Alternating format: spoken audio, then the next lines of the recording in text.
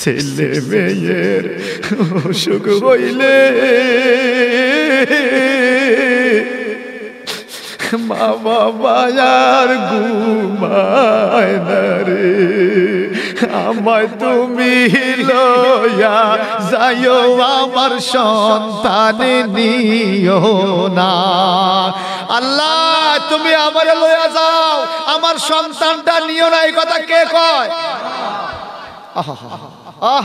পৃথিবীতে কোন শ্বশুর তার জামাইকে হায়াত দিবে না, কোন শাশুড়ি তার পুত্রবধূকে হায়াত দিবে না, কোন ভাই তার ভাইকে হায়াত দিবে না, কোন স্বামী স্ত্রীকে, স্ত্রী স্বামীকে হায়াত দিবে না, কোন বন্ধু বান্ধব কেউ কাউকে হায়াত দিবে না।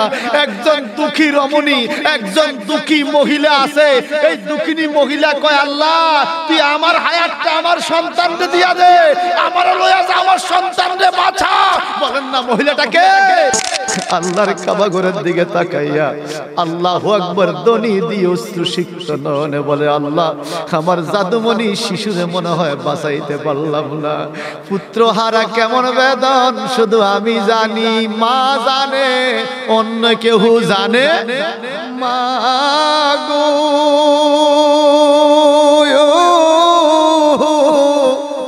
তোমার কথা মাগো কেমনে গো ভুলি, ভুলা তো আর যায় না গো।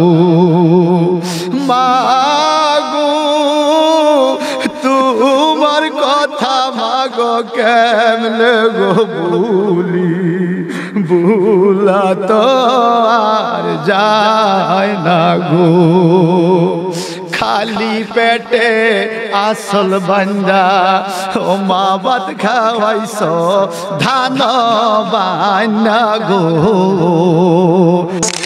রয়্যাল টিভি বিডি, সুন্নতে সঠিক বাণী প্রচার।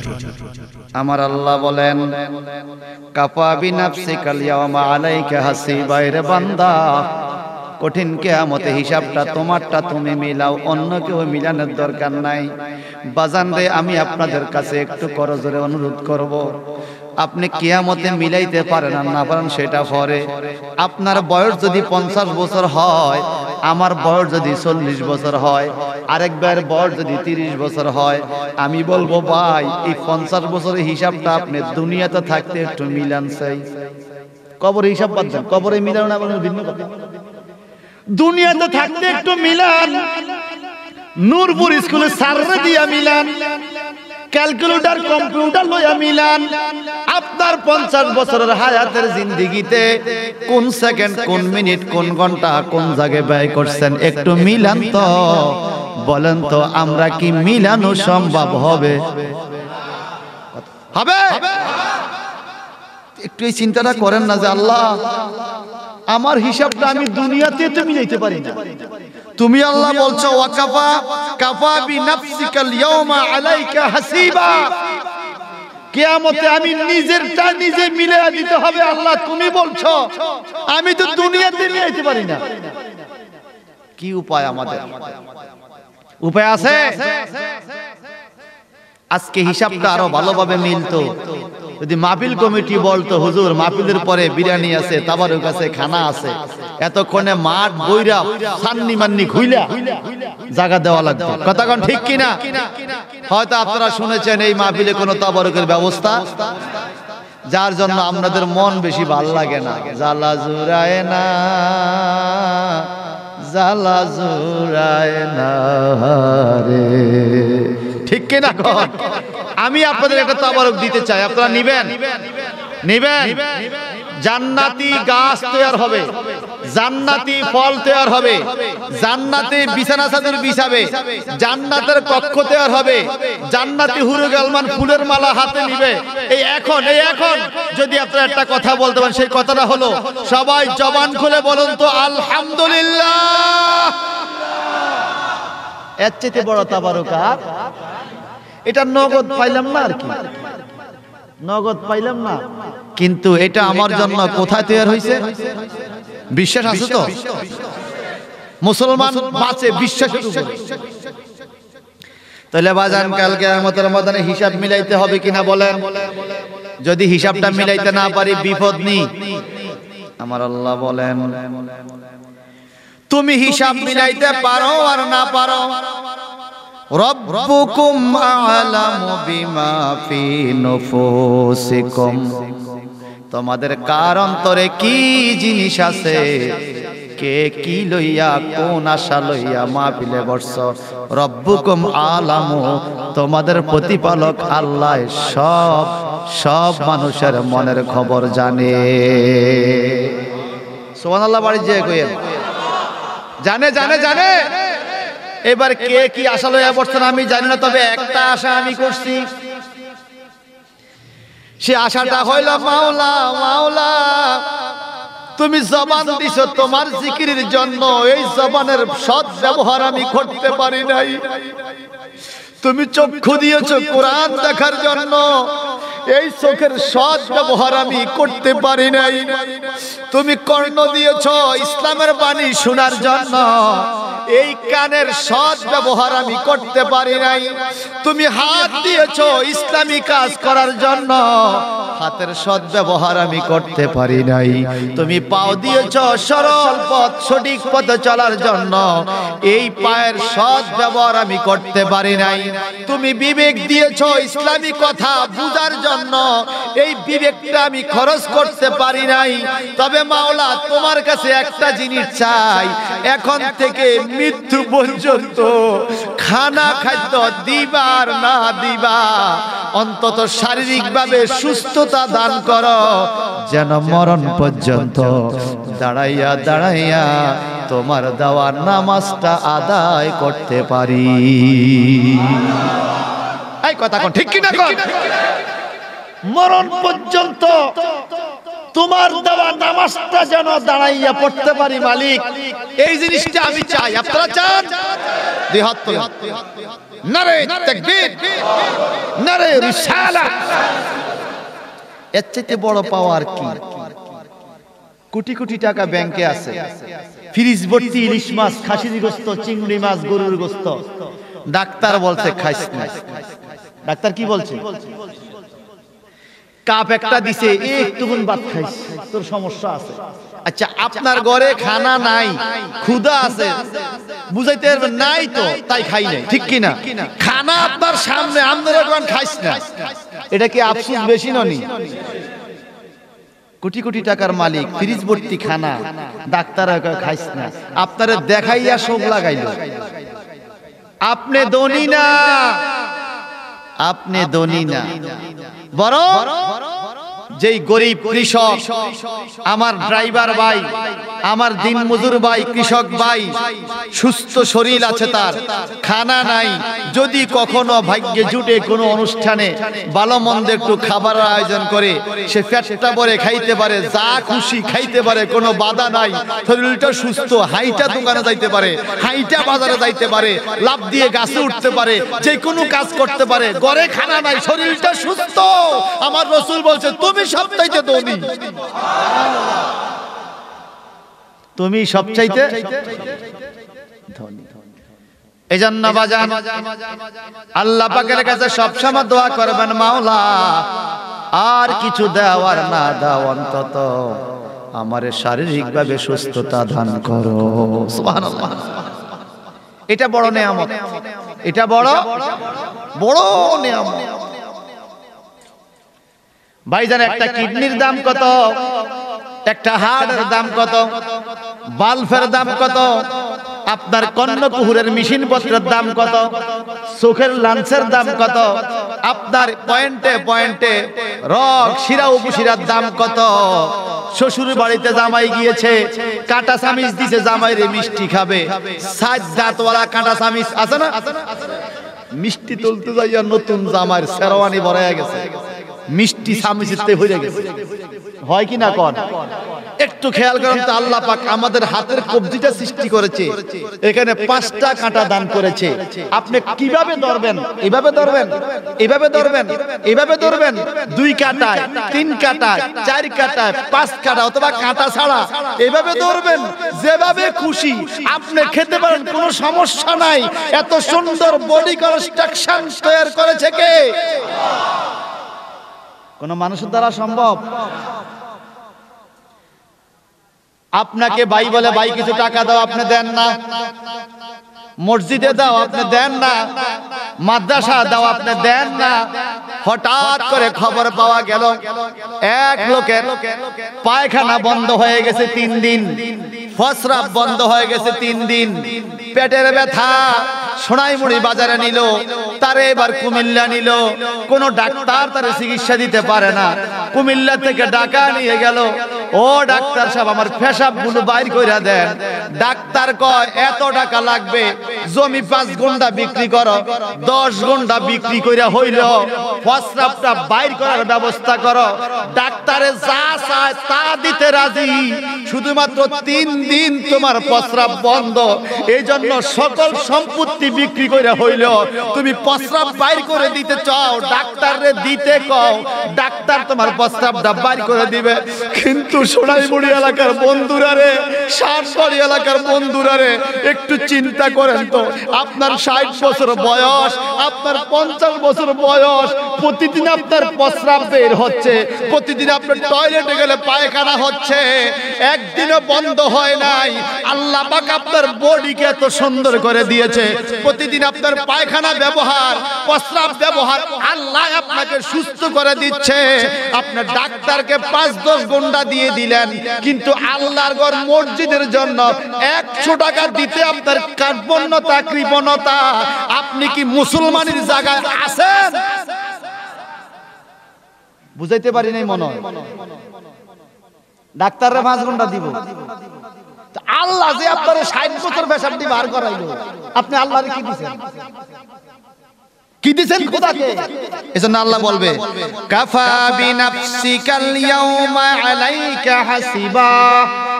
আজকে আমি কিচ্ছু কইতাম না, তুই বান্দা তোর হিসাব মিলা।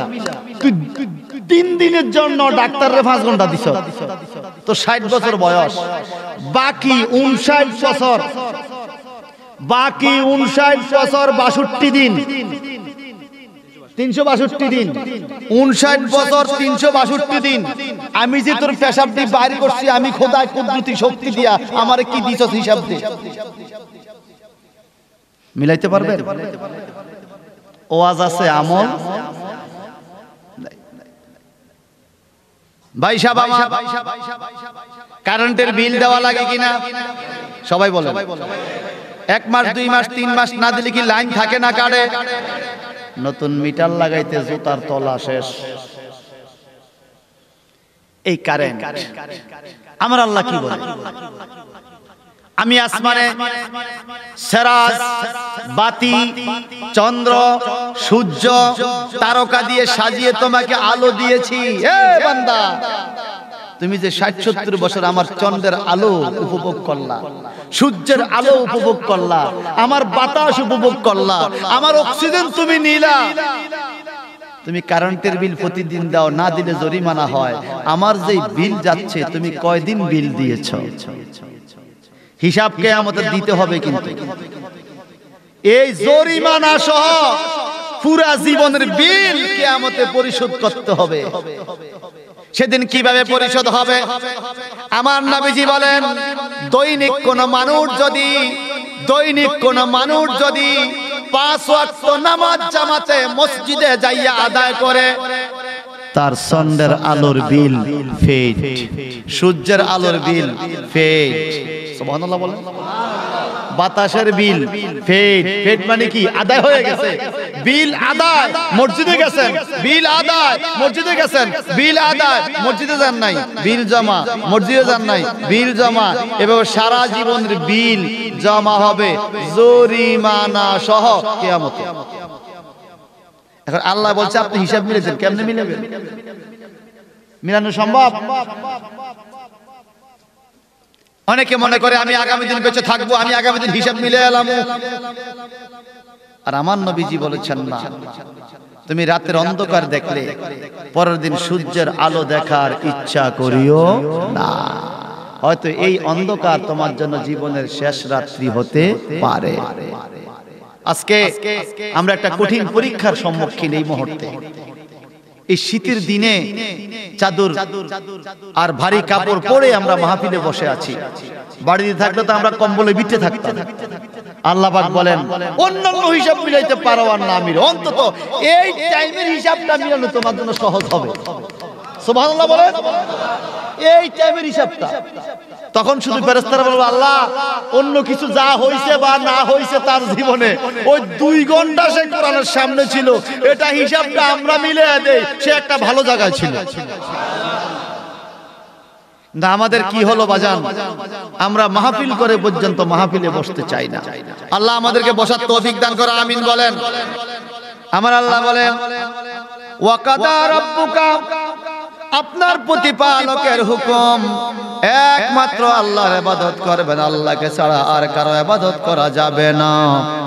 আল্লাহর ইবাদতের পরে আমার আল্লাহ বলেন ওয়াবিল ওয়ালিদাইনি ইহসানা।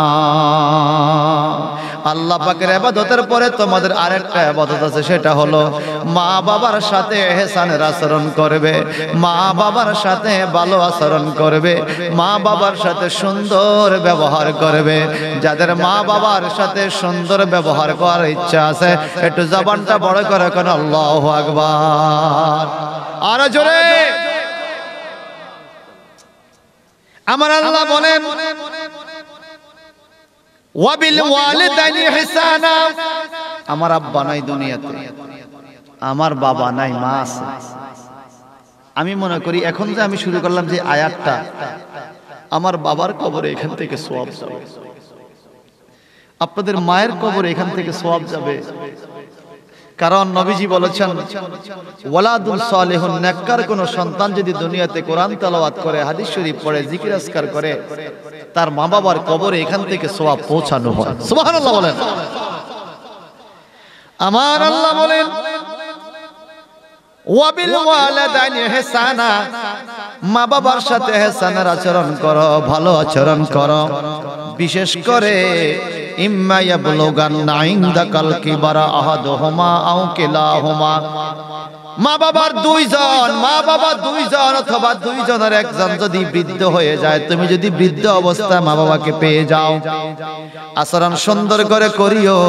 ফালা তাকুল্লাহুমা উফিন ওয়ালা তানহারহুমা, এমন ভাবে ধমক দিও না, এমন কথা বলিও না যেই কারণে মা বাবা মনে কষ্ট পায়, উফ এই শব্দ বলবে।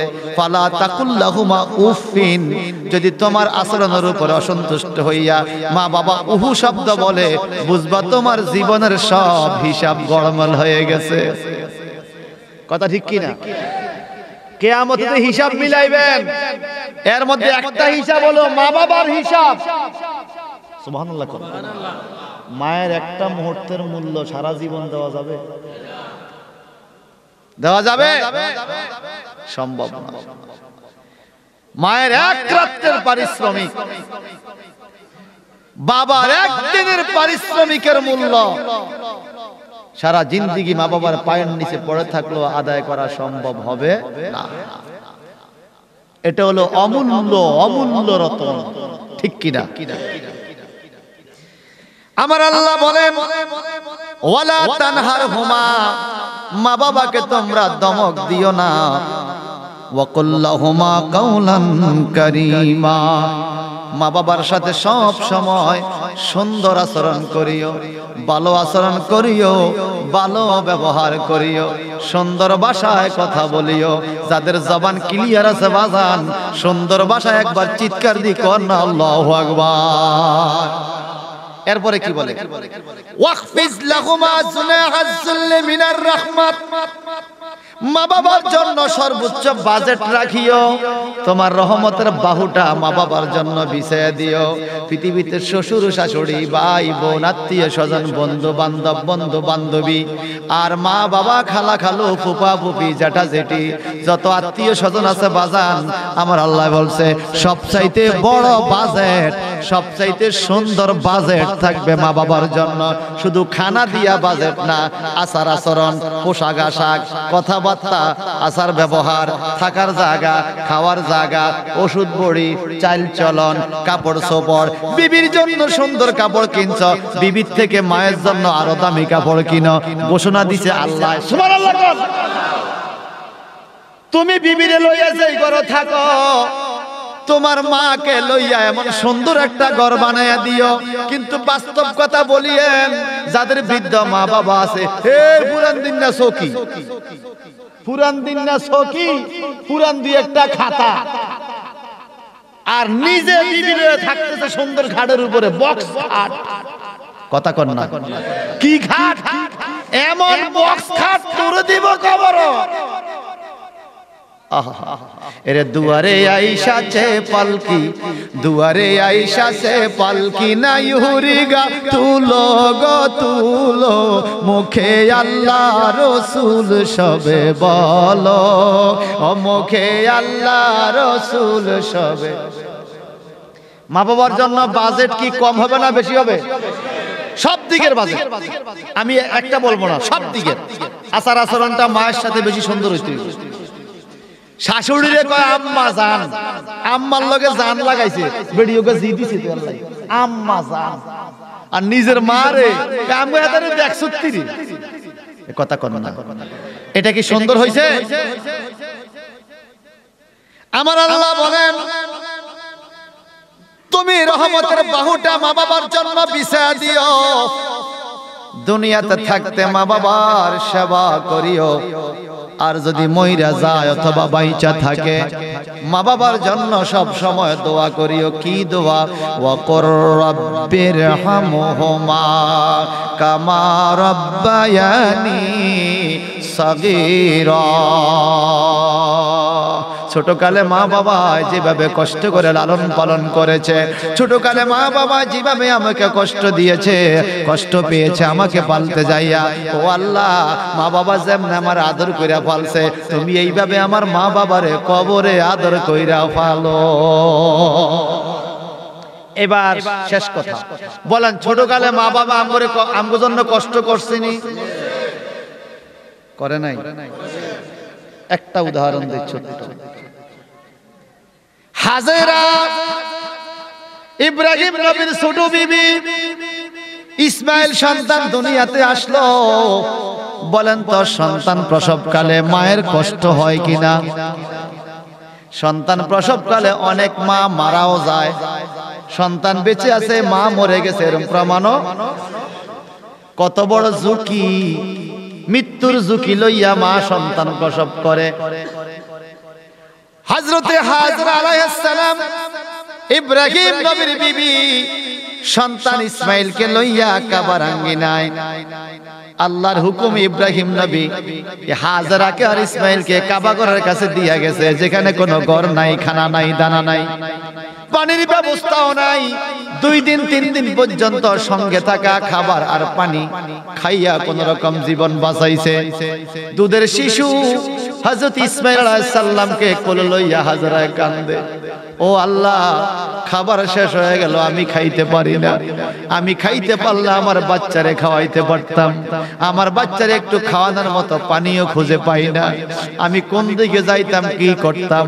হাজরার স্তনের দুধ পর্যন্ত শুকাইয়া গেছে, স্তনের দুধও খাওয়াইতে পারে না, পানি পায় না, পানি পায় না। সত্যিকার করে বলেন তো সাতবাড়িয়ার বন্ধুরা, সোনাইমুড়ির বন্ধুরা, আপনাদের বগুড়া থানায় এমন বহু মা বাবা আছে নিজে না খাইয়া সন্তান রে খাওয়াইছে, এরকম আছে কিনা? সবাই কন। মারা সবসময় একটা মিথ্যা কথা কয়, মারা সবসময় একটা মিথ্যা কথা কয়। বাবা খাইতে আয়, মা আমনে খাইছেন? আরে খাইছি, কি খা, ঠিক কি না? আসলে খায়, আসলে পৌষ মাসের শীতের দিনে কত কষ্ট করছে মা,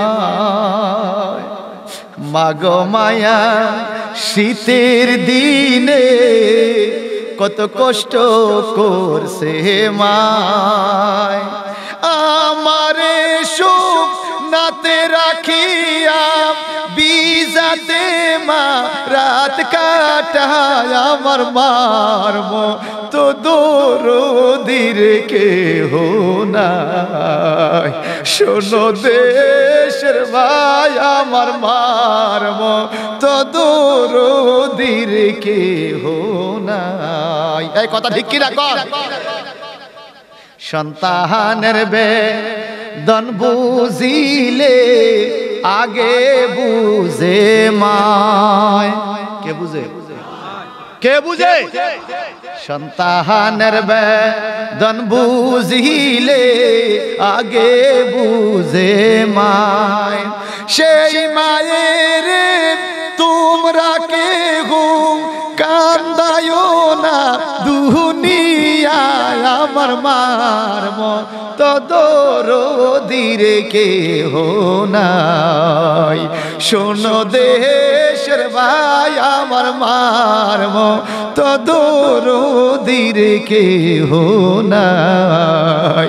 শোনো দেশের ভাই, আমার মার মতো দরদির কেহ নাই। শোনো দেশের ভাই, আমার মার মতো দরদির কেহ নাই। সবাই জবানটা বড় করে বলতো আল্লাহু আকবার। এইবার হৃদয়ের গভীর থেকে ডাক দেন তো মা। এর চাইতে মায়ার কিছু আর আছে? হাজেরা ছোটকালে কেমনে মা বাবা কষ্ট করছে দেখেন। খানা দিতে পারে না, পানিও নাই, স্তনের দুধ শুকাইয়া গেছে। নজর দিয়ে দেখে সাপা পাহাড়, সুবহানাল্লাহ। বাম দিকে নজর দিয়ে দেখে মারোয়া পাহাড়। একদিকে সাপা পাহাড়, একদিকে মারোয়া পাহাড়। আল্লাহ পাক বলেন ইন্নাস সাফা ওয়াল মারওয়াতা মিন শাইরিল্লাহ। নিশ্চয়ই সাফা এবং মারওয়া হলো আল্লাহকে পাওয়ার জায়গা। সুবহানাল্লাহ। আল্লাহর নিদর্শন। সাফা মারওয়া দোয়া কবুল হয়। কেউ গেছেন থাকলে হাত তোলেন। মাশাআল্লাহ, অনেক মানুষ গিয়েছেন, আলহামদুলিল্লাহ বলেন। সাফা মারওয়া দোয়া কবুল হয়। আল্লাহ পাক অনেকবারই নিয়েছে, আলহামদুলিল্লাহ। আবারও ডেট করেছি মার্চের 6 তারিখ, যদি আল্লাহ কবুল করে। কারণ দুনিয়া দিয়ে কিচ্ছু হবে না ভাই। সবসময় আল্লাহর কাছে বলুন, আল্লাহ তুমি আমার এই জন্য ধনী বানাও যেন আমি মানুষকে দান করতে পারি আর তোমার মক্কা মদিনা যাইতে পারি। এই জন্য বেশি ধনী হওয়ার নিয়ত করবে। ভাই সাহেব বন্ধুরা আমার, সাফা পাহাড়ে চকচক করা মনে হয় পানি দেখা যায়। মা জননী হাজেরা সন্তানটাকে কোলে লইয়া উঠতে পারে না। সন্তানকে নিচে মরুভূমিতে শোয়াইয়া একটা দৌড় দিয়া সাফা পাহাড়ে উঠছে একটু পানির জন্য। সাফা পাহাড়ে যায় দেখে কোনো পানি নাই। মারোয়া পাহাড়ের দিকে নজর দিল, ওখানে মনে হয় চকচক করা পানি দেখা যায়। মারোয়া পাহাড়ে গেল, আবার দৌড়াইয়া যাইয়া দেখে সেখানেও কোনো পানি নাই। একবার সন্তানের দিকে নজর দেয়, সন্তানকে কাবার আঙ্গিনায় শোয়া রাখছে। আবার দৌড়াইয়া সাফা পাহাড়ে গেল, আবার দৌড়াইয়া মারোয়া পাহাড়ে গেল, আবার দৌড়াইয়া সাফা পাহাড়ে গেল, আবার দৌড়াইয়া মারোয়া পাহাড়ে গেল। এইভাবে 7 বার দৌড়ায় আর কাবাগরের দিকে তাকাইয়া আল্লাহু আকবার বলেন না, আল্লাহু আকবার। আবার সাফা পাহাড়ে যাইয়া কাবার দিকে তাকাইয়া আল্লাহু আকবার। এখন যারা হজ করে সাফা মারওয়া সাই করে দৌড়ায়, তারাও দেখবেন সাফা মারওয়া যে আল্লাহু আকবার বলে। বলে কিনা? বলে কিনা? হাজারা দৌড়ায়, নাই নাই নাই, খানা নাই, পানি নাই। 7টা চক্কর দিয়া মারওয়া পাহাড়ে যায় ক্লান্ত হইয়া আল্লাহর কাবা ঘরের দিকে তাকাইয়া আল্লাহু আকবার ধ্বনি দিয়ে অশ্রুসিক্ত নয়নে বলে, আল্লাহ আমার জাদুমণি শিশুরে মনে হয় বাঁচাইতে পারলাম না। পুত্র হারা কেমন বেদন শুধু আমি জানি, মা জানে, অন্য কেউ জানে? পুত্র হারা বেদন কেমন ভাবে কেউ তো জানে না, জানে শুধু জনম দুঃখী মা। ঠিক কিনা? কে জানে? ছেলে মেয়ের অসুখ হইলে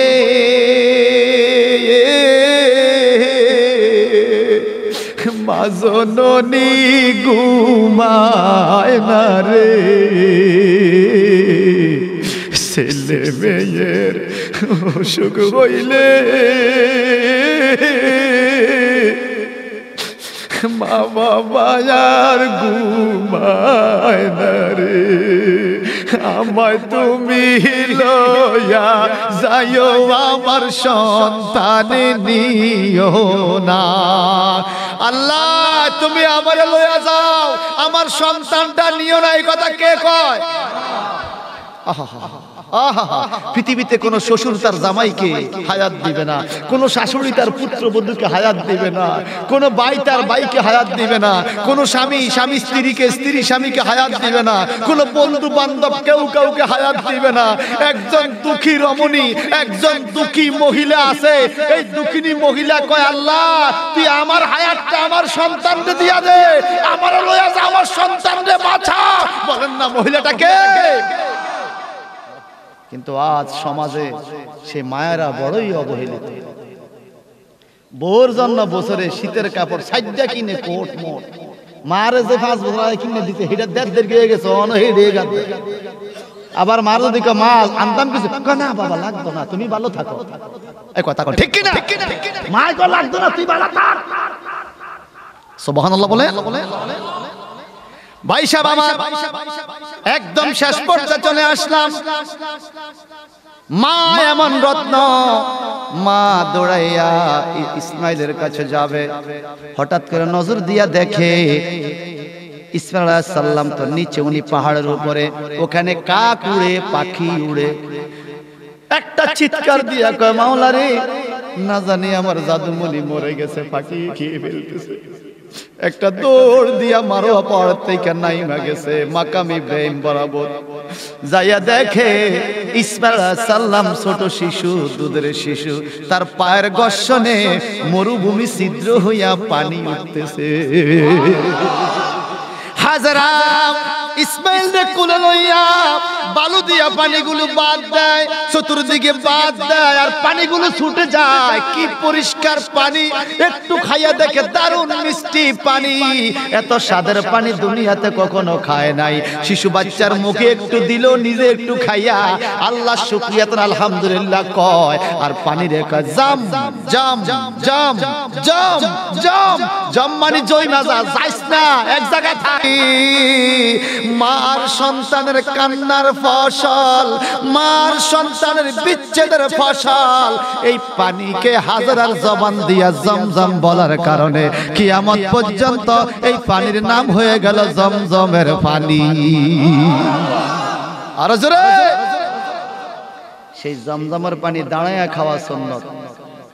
সব পানি বৈশাখা, জমজমের পানি, আরে মারহাবা বলবেন না? সব পানি বৈশা, জমজমের পানি বরকত কত, সুবহানাল্লাহ বলেন। তো যে কথা বলতেছিলাম ভাই, সন্তানের জন্য মায়ের কাকুতি আর আকুতি মিনতি আল্লাহর কাছে কতটুকু হইলে 7 বার পাহাড়ে দৌড়াইতে পারে সন্তানকে বাঁচানোর জন্য, সুবহানাল্লাহ বলেন।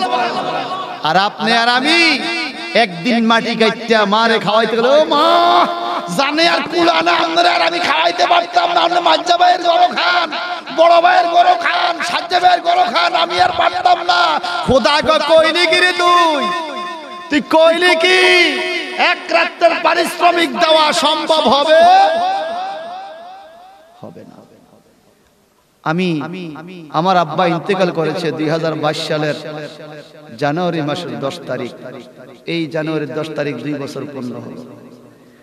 আব্বা ইন্তেকালের পরে আম্মা স্ট্রোক করছে, ব্রেন স্ট্রোক। ঢাকাতে নিয়ে গেলাম, চিকিৎসা মোটামুটি হয়েছে আলহামদুলিল্লাহ, এখন একটু চলাচল স্লো হয়ে গেছে। তা আমি কই আম্মা আব্বা থাকতে বহুবার আপনাকে বলছি আমার সাথে মক্কা মদিনা যাইতেন, আপনি বলেন তোমার বাপের সেবা করবো কি? আগের নারীরা এমনই, ঠিক কিনা? তো বাপের সেবা করবো কি, আমি যাইতাম না। এখন তো আব্বা ইন্তেকাল হয়েছে, আপনি কি এখন যাবেন? শরীর তো খারাপ। খুব মাগো, আমি বিমানটা ডরাই, আমি উঠতাম না বিমান, বুড়ে মানুষ। আম্মা আপনার দড়ি নিব, ভয় পাবেন না, আপনি বুঝতেন না। কত থাকলো মরলে মরছি, নবীর দেশ মরে যাই। তা আমি কি করলাম, আমার ওয়াইফের পাসপোর্ট সহ করলাম, কারণ মারা নিতে হলে ওয়াইফ লাগবে, সেবাটা কে করবে? মারা দড়ি বাথরুম নেওয়া লাগবে, উড়ান লাগবে। ওয়াইফে সারছে, আমারও তো কপাল ফিরলে গেছে। আম্মা শাশুড়ি আম্মা যেহেতু যাইবা, আমারও নিবেন। যাক নিয়ে গেলাম, অনেক কষ্ট পাইছি। অসুস্থ মানুষ তো, এত লম্বা সফর, এই কোলে কাইরে করে নিছি। আমি এই কথা কোনোদিন বলতে পারবো না। আমি হুইল ছেড়ে কইরা তো শেষ করাইলাম। মারে কইলাম মা আপনি কি কাবা ঘরটা একটু ধরবেন? বাবা কেমনে যাবো, কত মানুষ, আমি কেউ আসেন। তো আমার হুইলচেয়ার থেকে নামাই আমার ওয়াইফকে গেলাম তুমি চেয়ারটা ধরে দাঁড়ায় থাকো, চেয়ারটাকে কাবার কাছে যাইতে যায় না। আমি আমারে এভাবে আন্দা করে ধরলাম। একজন পুলিশ বলে আমাকে জিজ্ঞাসা করতেছে মান হিয়া আরবিতে, এটা কে? আমি বললাম ইয়া আখি ইয়া উম্মি উম্মি দাইফি, এটা আমার দুর্বল মা, একটু কাবা ধরতে চাই, তুই একটু সুযোগ করে দে। তো পুলিশের সামনে দাঁড়াইয়া আমি আমার মারে লই আস্তে আস্তে আস্তে আস্তে কাবা ঘরের কাছে নিলাম। মা কাবাটা ধরলো, আলহামদুলিল্লাহ, ধরে দোয়া করলো। পিছনের দিকে আবার পিছনে আইসা করলাম মা 2 রাকাত, ওই যে তওয়াফের 2 রাকাত নামাজ আছে, তওয়াফের পরে 2 রাকাত নামাজ আছে, মাকামি নামাজ পড়তে হয়। আমি বললাম মা নামাজ পড়তে পারবেন নি? তুমি আমার ধরে রেখো। তো বসছে মা, আমি ধরে রাখছি। মা আমি পিঠের উপর ধরা, এই সিজদাতে আবার সোজা হয়। যাও 2 রাকাত নামাজ সালাম ফিরাইয়া আমি কি আম্মা দোয়া করেন। আমার মায়ে প্রথম মুনাজাতটা ধরে বলতেছে আল্লাহ আমার এই ছেলেটা কত কষ্ট করে আমারে তোমার কাবা ঘরের সামনে আনছে, আমি আমার ছেলেটাকে তোমার কুদরতি হাতে সুপর্দ করে গেলাম। আমি কেউ মাগো আপনি নিজের জন্য দোয়া করেন, আপনি দৌড়ায় আমার জন্য দোয়া করেন কেন? আমার মা কো বাবা রে, সন্তানরা ভালো থাকলেই মা ভালো থাকে, সন্তানের জন্য দোয়াটাই মা বাবার দোয়া। আল্লাহু আকবার বলে। মা গো